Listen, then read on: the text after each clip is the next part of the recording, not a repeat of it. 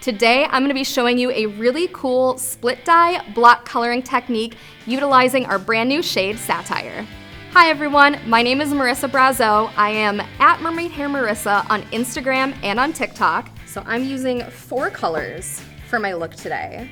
My first color that I'm using is Satire, and this is our Marigold Sunflower Yellow. And Velvet is just that perfect, rich eggplant purple. I'm using First Base, a really punchy hot pink. And then last, this formula is 25 grams of Clear, 25 grams Ghostblood, and 2 grams of First Base. This is the sectioning that I'm going to be using today. Again, like I explained previously, I'm doing sort of a split dye look with some extra panels. I started by doing just our standard 4-quadrant sectioning on her. I did weave out a little bit through the back, from the top of the ear down to near the nape, that I'm gonna be painting a separate color. And then for the sides, just a play on our standard 4-quadrant, I did split it up into 2 different money pieces. One that goes along the front hairline. This second one literally just mirrors the same exact shape as the first one, and then the rest of this section is the rest of this front quadrant. So I am going to start in the back. So I'm gonna take a small section down in the nape, and I decided, because this is a split dye, that I want this side of my mannequin to be Satire. So I'm going to start by applying a little bit at the hairline right here, just to help me maintain cleanliness. I'm gonna take a foil and just stick it right down there. Now, when you're working with Pulp Riot color, the color itself does self-encapsulate. If 2 of my sections that are different colors touch one another, we're not going to have to worry about color transfer. However, I'm choosing to use a foil, again, just for the sake of cleanliness.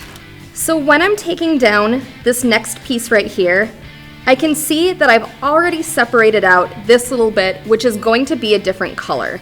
So when I'm basing this section right here, I'm going to make sure I'm working very, very carefully not to smush anything from the base up into this next color, because now when I come in over the top, I can apply a little bit more thoroughly. And when I'm working with my semi-permanent colors, I like to take my color, I like to apply it down the hair, and I also like to work it in side to side. Now this is that next piece that is going to be a different color, and we're going to be using our First Base formula. Well, I want this piece to be our nice undiluted First Base right at the top, or at the base of that section. And I want it to melt into our diluted formula. Because First Base is a very, very concentrated color, I want to make sure that at no point are we worrying about the First Base bleeding down into the lighter ends. So before I go in with that base formula, I'm actually going to apply it to her mids and her ends first.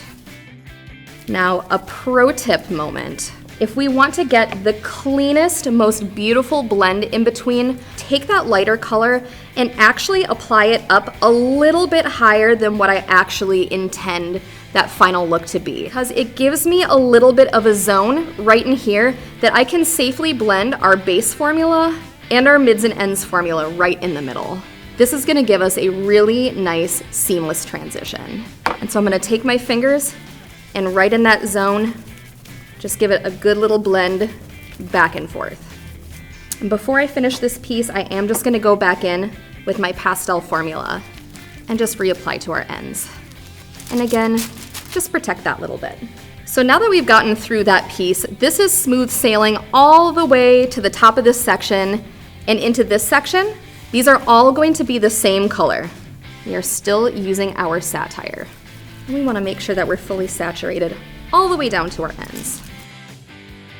I am going to work just right into that adjacent section, which again is going to be the same color. We're still working with Satire. And you can see that the bottom of this section is quite a bit skinnier than the top, so I'm kind of pivoting around the head as I go, just following the shape of the head.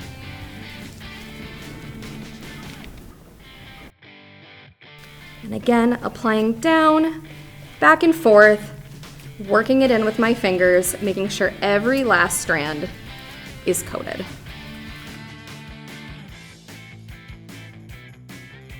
In this section, we're going to mimic that same exact little weaved section that we did right in the back. So I'm going to take my pastelized first base formula. Again, that was equal parts of Clear and Ghostblood and 2 grams of first base. And I'm going to do exactly what I did in the back of her head. I'm going to take that color, apply it in the mids and ends, and leave a little bit at that base. Repeating that same thing that we just did on that previous section. I am just going to double check and make sure that everything is nice and saturated all the way up. This section is all going to be velvet. This is my very last section, so I'm going to make sure that I just carefully outline. That way any little baby hairs that are in there will end up smooshed into my color, which is of course what I want. So as you can see, this side is fully completed now. We want to make sure that we let her process for at least 45 minutes. And the reason why I like to let her sit for that full processing time, and sometimes even a couple minutes over, is because we are working with very pigmented complementary colors, meaning that these colors, our yellow Satire and our violet velvet, these colors are opposite one another on the color wheel. And so by allowing that full processing time, and again, sometimes I might choose to use a couple extra minutes too, is that allows the pigment and the dyes in this color to fully absorb into the hair. So that way, once we go to rinse, we're not having to worry about our complementary colors blending into one another, bleeding into each other, and ultimately possibly muddying or canceling each other out. When I do rinse her, I am going to make sure that I use the coldest water that she can tolerate. So it doesn't have to be like the Arctic, it doesn't have to be frigid freezing, but at the very least, you want to make sure that you are using room temperature water, no warmer than that. We don't need to shampoo her.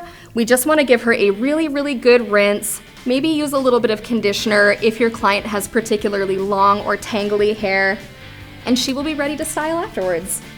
So here it is, our final end result. I am absolutely obsessed with how you can see these nice chunky ribbons of color coming through, and really how like that pink connects down through our velvet section and our Satire section as well. As you can see, all of our ends stayed nice and clean. Our Satire and our velvet didn't muddy each other out or cancel each other out. Everything just really clean and fun and beautiful. Thank you so much for watching. Again, I am Mermaid Hair Marissa. Don't forget to like and subscribe to Pulp Riot TV, and also pop down in the comments section and let me know how you plan on using Satire.